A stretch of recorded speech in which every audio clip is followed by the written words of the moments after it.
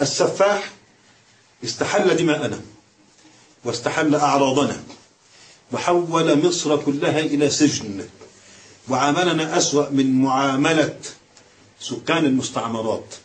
أنا كنت أشاهد قناة القدس، وجدت خبرا تأملوه معي.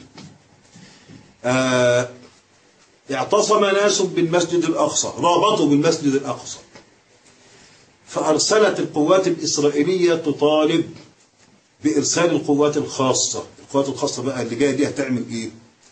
القوات الخاصة دي يا جماعة ضربتهم بالقنابل المسيلة للدموع وبغاز الفلفل، واشتبكت معهم بالأيدي. خلي بالك، إسرائيل مع الناس المسلمين اللي هناك، إسرائيل اليهود مع الناس المسلمين ضربوهم بقنابل الغاز وبقنابل المسيلة للدموع وبغاز الفلفل، وتشابكوا معهم بالأيدي.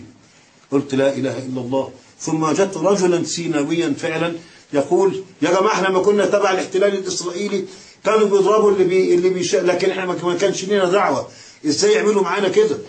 يعني إذا يريد أن يقول هذا المعنى، ان احنا كنا بنعامل ونحن من سكان المستعمرات معاملة أحسن من التي نعاملها من عبد الفتاح السيسي الذي قال إن الشعب لم يجد من يحن عليه.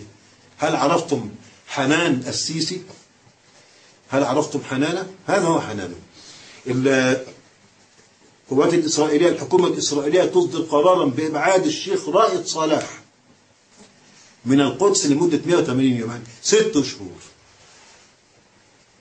لجأ للمحكمة الإسرائيلية، محكمة إسرائيل مش للقضاء الشامخ، لجأ للمحكمة الإسرائيلية فألغت هذا القرار، أبطلته، ورجع إلى القدس.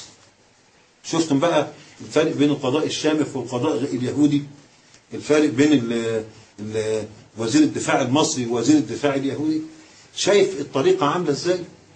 شايف الأشجار والنباتات بتجرف، كلها أموال مسلمين ودماء مسلمين وأعراض مسلمين. كل ده استحله قائد الانقلاب عبد الفتاح السيسي.